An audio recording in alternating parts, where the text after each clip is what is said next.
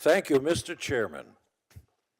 I was happy to see many of you this Sunday where KISS, our little band, was honored at the Kennedy Center with President Trump. I'm proud to say I first met President Trump years before he got into politics, and I'm happy to remind everyone here in this room that our President Trump signed the Music Modernization Act in 2018. This bill updated copyright protection for the digital era. The world is changing. We've got to stay ahead of the curve, and legislators need to be informed on all of these things because, let's face it, you do the work of the people. We elect you, and we hope and we expect you to do the will of the people. I'm grateful to President Trump for his leadership on issues important to our artists, past, present, and future.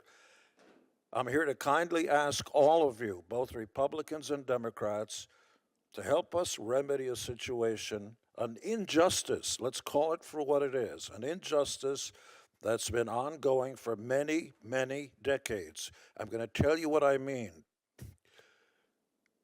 Bing Crosby recorded perhaps one of the biggest songs of all time, White Christmas. What's more American than that? Written by Irving Berlin. It's been on radio, AM and FM, later FM and originally in AM, millions of times. Every Christmas, we and around the world are listening to I'm Dreaming of a White Christmas. That's America's song. Everyone received money. The radio station sold advertising. The plumber who fixed the plumbing got paid. Everybody, the disc jockey got paid. The only person that was never paid for the airplay was Bing Crosby, which is astonishing.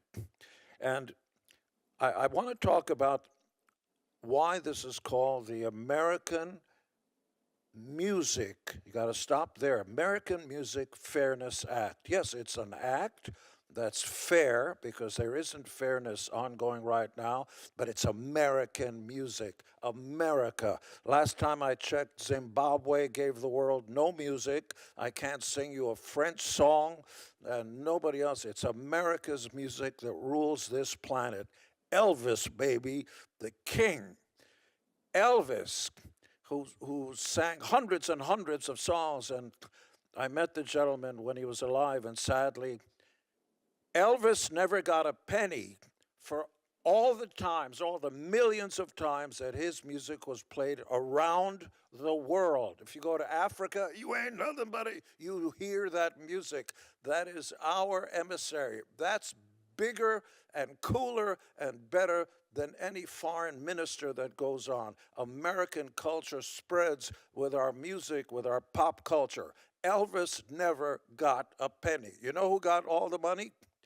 And this is not to demonize Mr. Hinton, who's a powerful and attractive man.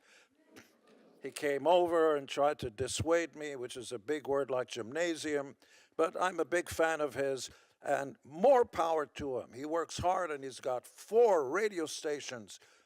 God bless America. I hope you have 400. This bill, when it's passed, because the word if is for losers, we are going to pass this bill. It is bipartisan. You will do the will of the people because 70% of the United States of America in a recent poll said, we want this injustice cured now and once and for all. Getting close to the finish line does not work. And Mr. Hinton, I understand everything you talked about when emergency reliefs and hurricanes came, and I'm important. We're only talking about AM and FM radio and paying our Frank Sinatra, Elvis Presley, Whitney Houston, Celine Dion, even my newest best friend, George Strait, who's a co-winner, proud winner of the of the Kennedy Honors. I walked up to George and we started talking about family and where you from. I'm from Texas. And I said, I'm from Israel. Same thing, planet Earth. And we started talking and trading stuff. And I told him, George, do you know one of your biggest songs, Amarillo, which has been broadcast on AM and FM radio hundreds of thousands of times. Do you know you never got a penny for any of those broadcasts? He looked around, he said, what do you mean? Because he sings other people's songs. What do you mean? He turned to his handlers. No, that's true. How do you defend that? Mr. Hinton, God bless him, we all live in America, we disagree, but he's wrong. He said that the four radio stations, I beg your pardon, may have some financial issues ad infinitum, ad nauseum. Three of the four stations may have to pay $500 when, not if, this bill is passed. What's your problem? How do we dare come in second to Russia, an alleged country led by a despot, when they do a better job of paying our king of rock and roll, and we're going to stand by and not pay today's artists and future artists? Because let's face it, our children are tomorrow's stars. They're going to claw and fight their way up to the top, and it's really hard to do it. And once you reach the top of Mount Olympus, which is in the center of America, baby, don't kid yourself, it ain't in Greece. This is the land of opportunity where greatness is possible if you put your metal, I'm talking about heavy metal, say what I just did, it was a joke. When you work hard and you get to the top, what do you got? Zipperoonie. That's not the American way. If you are against this bill, you are un-American. You cannot let this injustice continue. It looks like a small issue. There are wars going on and everything, but our emissaries to the world are Elvis and Frank Sinatra. That is who, and then when they find out we're not treating our stars right, in other words, worse than slaves. Slaves get food and water. Elvis and Bing Crosby and Sinatra got nothing for their performance. You got to change this now for our children and our children's children, and I know you will. The president will sign this once all you guys respectfully get your act together and put this across the board. Let's do the right thing. God bless America. Thank you, Mr. Chairman. Thank you to all the witnesses for your participation today. I do want to begin with questions for Mr. Simmons, and I especially appreciate you because you're not just here advocating for your own self-interest, you're advocating for all artists. No, I think that's not the headline. The headline is, I've done well thanks to the American dream, and I often say, God bless America, and people think I say it for a soundbite. I'm the proud son of a concentration camp survivor, and for me, those words mean something, and we should all get over the cornball, eye-raising things and realize where we're living. This ain't about me, my friend. That's what. Because I've done very well because America gave a first-generation legal immigrant the chance to do well, and it was not easy.